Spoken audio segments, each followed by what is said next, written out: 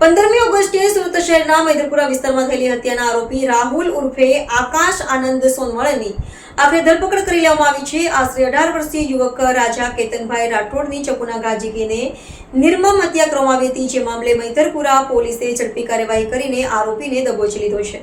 મૈદરપુરા પોલીસે ધરપકડ બાદ પોલીસ દ્વારા આરોપીને ઘટના સ્થળે લઈ જઈને સમગ્ર બનાવનું રિકન્સ્ટ્રક્શન પણ કરવામાં આવ્યું હતું।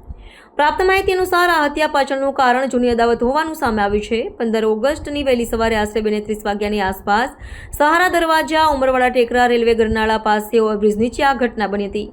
મૃતક રાજાભાઈ કેતનભાઈ રાઠોડ પોતાના 2 મિત્રો સાથે ત્યાં સૂતો હતો। આ દરમિયાન રાહુલ ઉર્ફે આકાશ આનંદ સોનવણે નામના શખ્સે તેના પર હુમલો કર્યો હતો। તેણે ચપ્પુ વડે રાજાના ગળાના ભાગે 2 ઘા ઝીકીને ગળું કાપી નાખ્યું હતું, જેના કારણે તેનું ઘટના સ્થળે જ મોત નીપજ્યું હતું। પોલીસ તપાસમાં સામે આવ્યું છે કે આ કેસનો આરોપી આકાશ સોનવણે એક રીઢો ગુનેગાર છે। તેની વિરુદ્ધ અગાઉ પણ 4 થી 5 ગુના નોંધાઈ ચૂક્યા છે।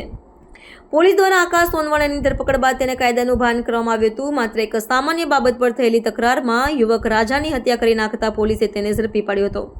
હત્યાના આરોપીની ધરપકડ બાદ મૈદરપુરા પોલીસે સમગ્ર ઘટનાનું રિકન્સ્ટ્રક્શન કર્યું હતું। પોલીસે આરોપી આકાશ સોનવણેને જે સ્થળે હત્યા થઈ હતી ત્યાં લઈ ગઈ હતી અને પંચનામું કરીને સમગ્ર ઘટનાનો તાગ મેળવ્યો હતો।